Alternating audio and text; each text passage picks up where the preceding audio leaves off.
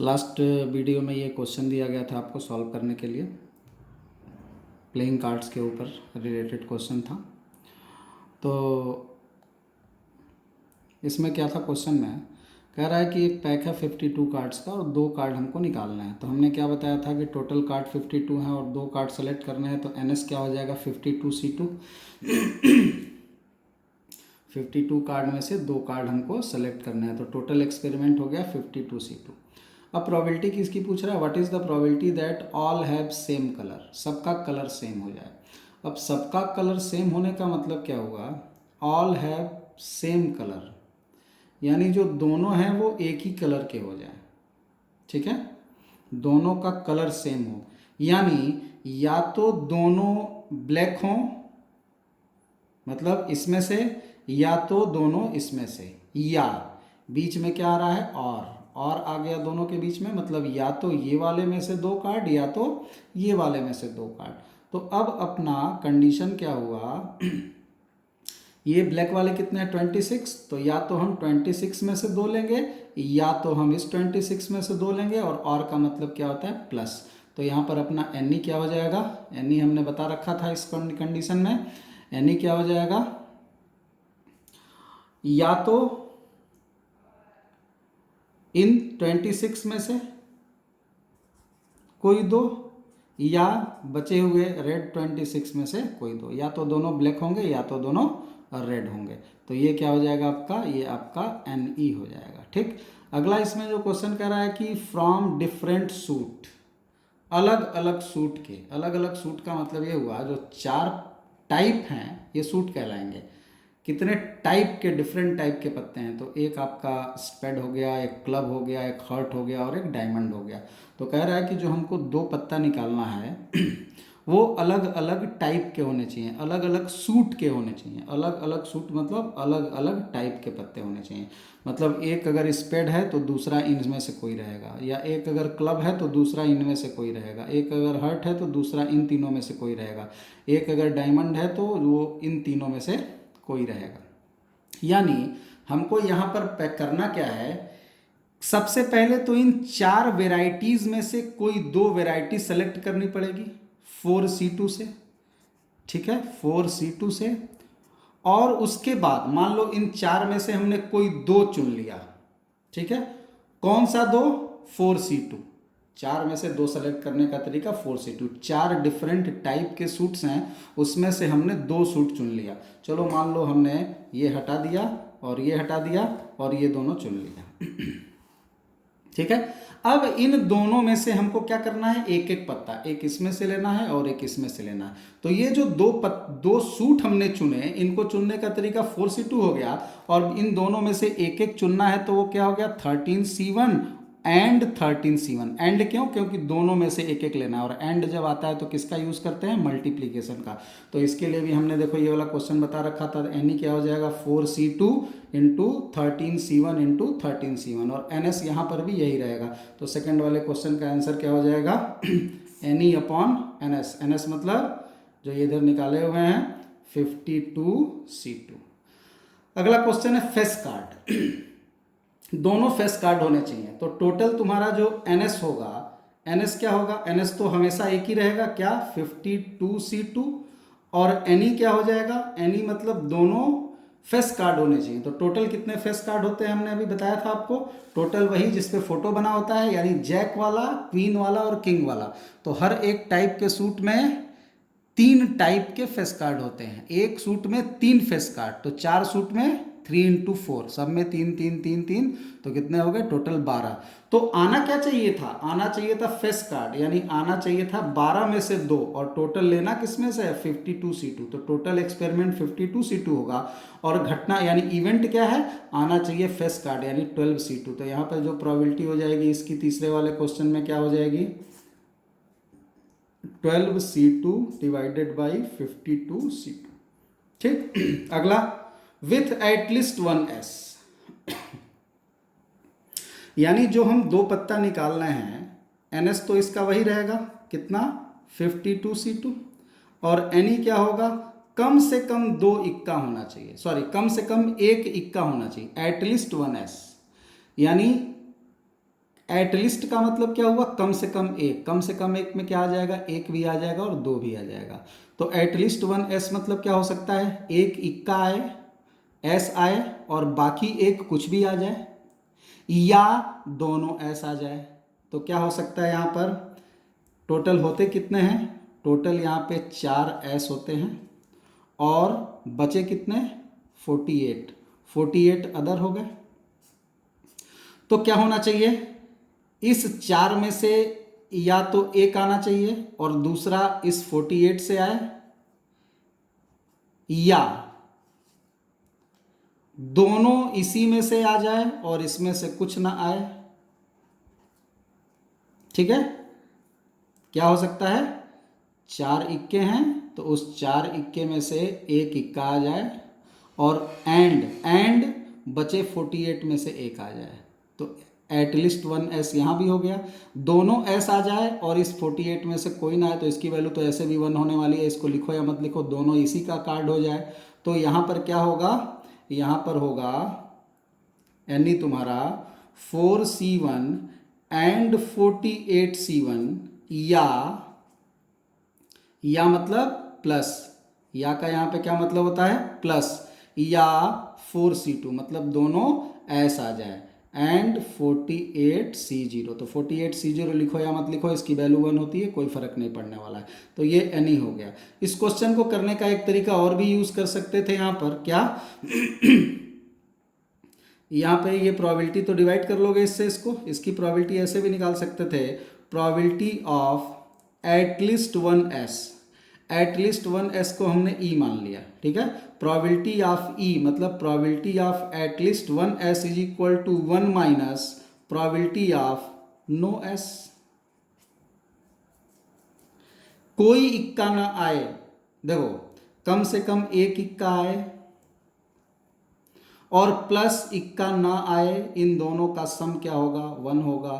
तो इक्का आए कम से कम एक, इसकी प्रोबेबिलिटी 1 माइनस इक्का ना आए, तो ये क्या हो जाएगा 1 माइनस इक्का ना आए मतलब क्या हुआ, एस ना आए, इसका मतलब क्या हो गया कि दोनों पत्ते 48c2 होने चाहिए, यानी दोनों इसी में से आ जाएं, तो एक भी इक्का नहीं आएगा और डिवाइडेड बाई 52c2, इसका भी आंसर वही होगा जो इस मेथड से क्वेश्चन करने का होगा। तो दोनों में जो आपको आसान लगेगा, ये बाइजेक्शन से किया है हमने और ये डायरेक्ट किया है, दोनों में जो आसान लगेगा आप उससे इस क्वेश्चन को कर सकते हैं और कैलकुलेशन करके रिजल्ट फाइंड कर लेंगे।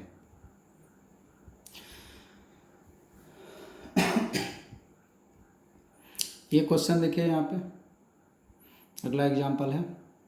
क्वेश्चन में कह रहा है कि let A be the set of all 4 digit number.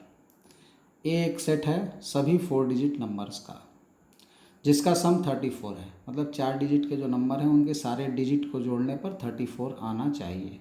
उन सभी नंबर का कलेक्शन किया गया है सेट ए में। If the number is selected, एक नंबर सेलेक्ट किया जाए फ्रॉम सेट ए में से, तो फाइंड करिए probability that the selected number be even. बात समझ में आई। तो सबसे पहले हमें करना क्या है, सेट ए में से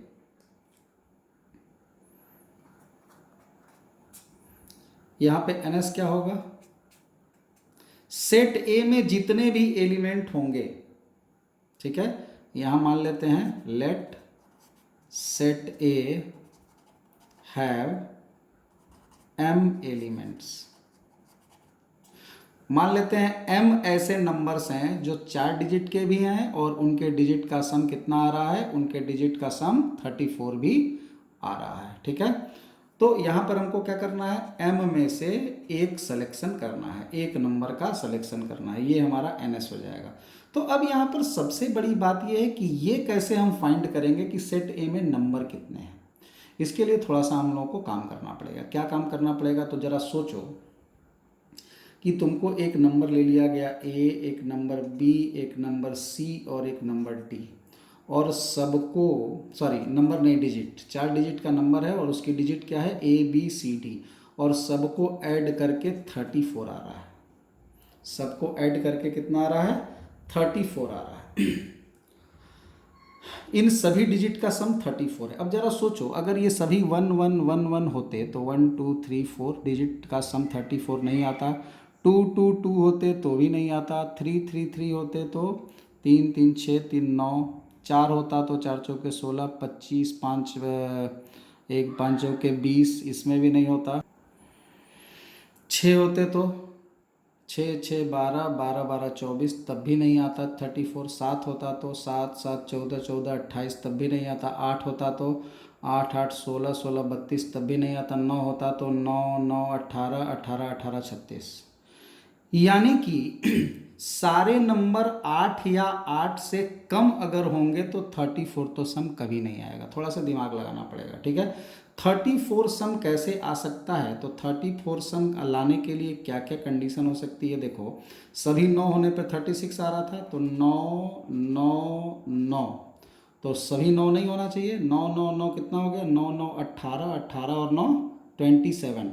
अब 27 में 34 कैसे आएगा, अगर हम यहाँ पे क्या ऐड कर दें, क्या ऐड कर दें, 7, ठीक है। तो यहाँ पर 34 सम आ जाएगा, यानी कि 3 इसमें 9 हो जाए और एक 7 हो जाए तब सम 34 आएगा। या और कोई तरीका, 9 हो जाए, 9 हो जाए और ये 8 हो जाए और ये 8 हो जाए, तब भी सम तुम्हारा 34 आ जाएगा। इसके अलावा कभी भी 34 सम नहीं आ सकता।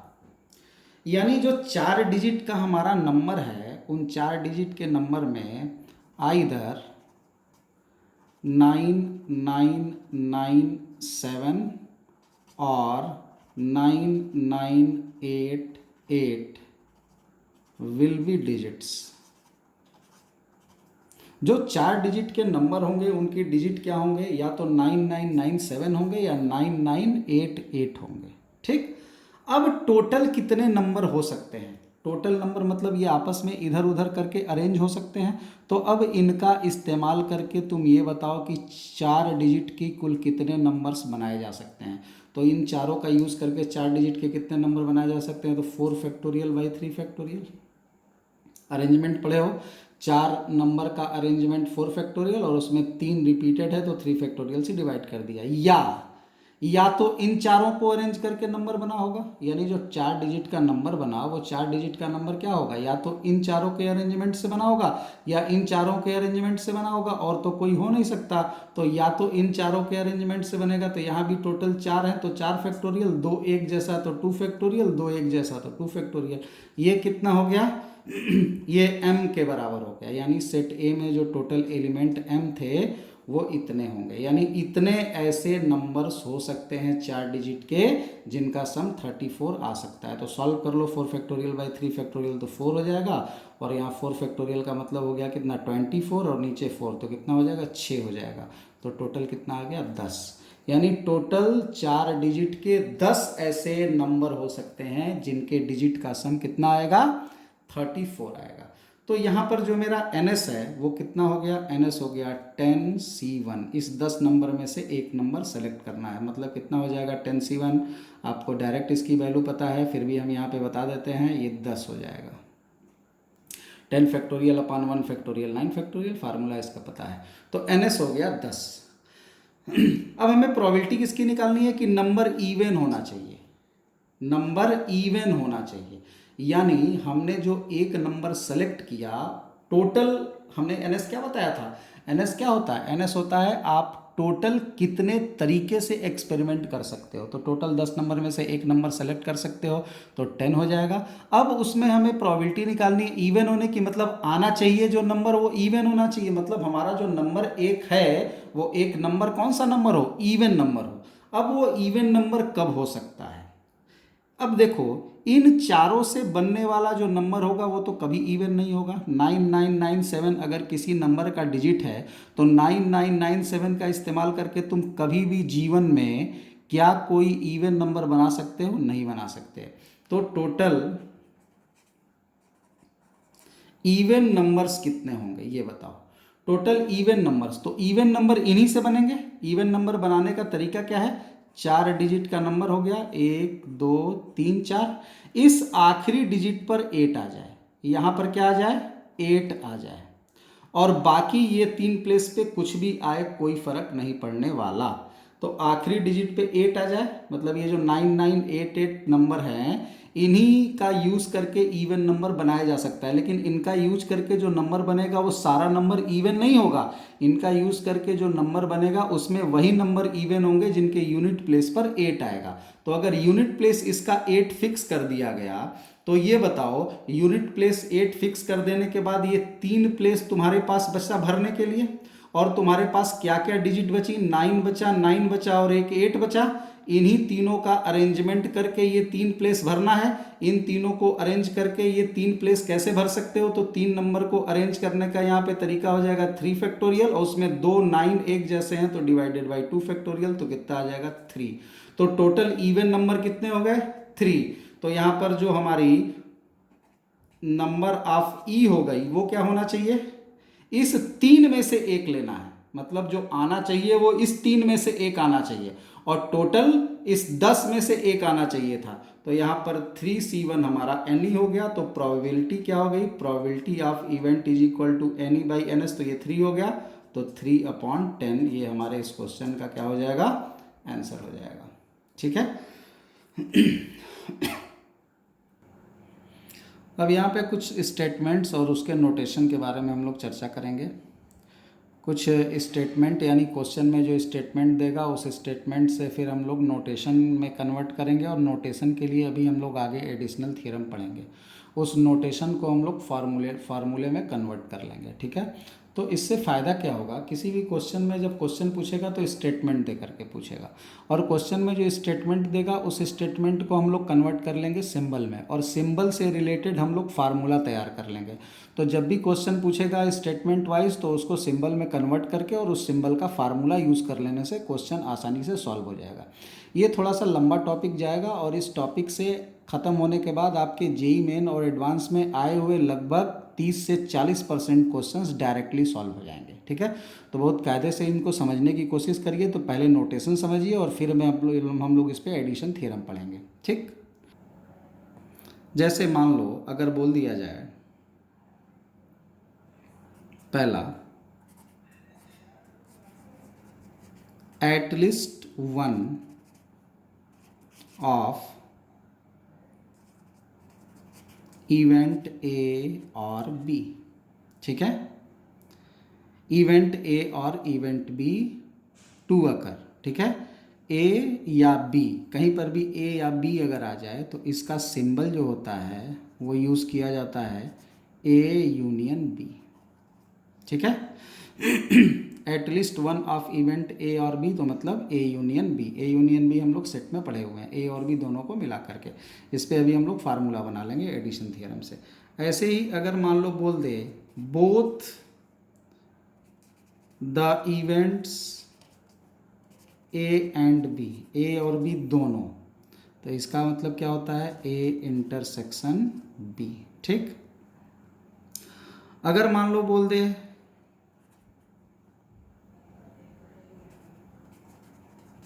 नाइदर ए नॉर बी, तो इसको हम लोग ए का कॉम्प्लीमेंट एंड बी का कॉम्प्लीमेंट। ठीक है। ऐसे ही मान लो कहीं पर लिख दिया जाए नॉट ए, नॉट ए का मतलब ए का कॉम्प्लीमेंट। ऐसे ही कहीं पर अगर बोल दे ए बट नॉट बी, तो इसका क्या होगा, ए एंड बी नॉट। क्या होगा, ए एंड बी नॉट। इसको क्या पढ़ेंगे, ए बट नॉट बी। ए लेना है लेकिन बी नहीं लेना है। ठीक है। अब बी बट नॉट ए क्या हो जाएगा, ए नहीं है, नॉट ए, बट बी है एंड बी। या तुम ऐसे भी कर सकते हो, या बी एंड ए नॉट, दोनों में से कुछ भी लिख सकते हो, या तो ये या तो ये। ठीक है। ऐसे ही अगर बोल दे तुमको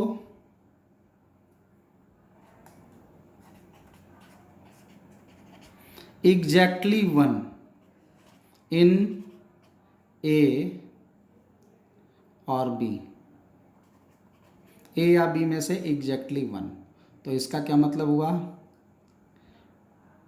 ए या बी में से एग्जैक्टली वन मतलब ए एंड बी नॉट या ए नॉट एंड बी। ठीक है, ए लेना है बी नहीं लेना है, बी लेना है ए नहीं लेना है, और बीच में क्या लग गया, यूनियन लग गया। इसका मतलब क्या हो गया, exactly one of the event A और बी। ठीक है, exactly one of event A और बी, या तो ए लेना है या तो बी लेना है, एग्जैक्टली वन। ठीक है, ऐसे ही आपको तमाम सिंबल्स मिलेंगे। ऐसे मान लो अगर बोल दे कि at least one in A B C, इसका मतलब क्या हो जाएगा, A union B union C. ठीक है, ऐसे ही मान लो सिंबल तुमसे बोल दे कि ऑल ए बी सी, तो इसका मतलब क्या हुआ, A intersection B intersection C. All मतलब सब लेना है, ए भी लेना है बी भी लेना है सी भी, तो इंटरसेक्शन एंड जब आएगा तो क्या लेंगे, इंटरसेक्शन, और आएगा तो क्या लेंगे, यूनियन यहाँ पे लेंगे। ऐसे ही मान लो बोल दे A and B but not C, तो इसका क्या मतलब हुआ, ए लेना है एंड बी लेना है एंड सी नहीं लेना है। ठीक है, अगर बोल दे तुमसे ए बट नॉट बी नॉट सी, यानी ए लेना है एंड बी नहीं लेना है एंड सी नहीं लेना है। ठीक है, तो इस तरीके के आपको सिंबल्स ध्यान में रखने पड़ेंगे। ठीक, तो इससे फ़ायदा क्या होगा, क्वेश्चन जब भी पूछेगा तो इस तरीके का स्टेटमेंट दे करके पूछेगा, और ये सिंबल अगर आप जानते रहोगे तो अब हम लोग चल रहे हैं इन सिंबल्स पे फार्मूला बनाने। तो इन सिंबल्स पे जब हम लोग फार्मूला बना लेंगे तो उन्हीं फार्मूले से क्वेश्चन आसानी से सॉल्व हो जाएगा। ठीक है, और भी इसके सिंबल्स यहाँ पर हो सकते हैं, तो धीरे धीरे आप जब एडिशन वाला थ्योरम बताएंगे तो उसमें और भी सिंबल्स बताते चलेंगे, और वहाँ पे आप उसको ध्यान से समझते रहिएगा। ये केवल आपको कुछ पॉइंट्स यहाँ पर 10 से 11 बता दिएगा, लिखने के लिए तो बहुत सारे यहाँ पे लिखे जा सकते हैं, लेकिन थोड़ा सा अपना दिमाग यहाँ पे लगाओ, एंड और में क्या यूज़ कर रहे हैं और क्या मीनिंग है उसकी, तो उस तरीके से ये सिंबल बनाए जा सकते हैं खुद से भी।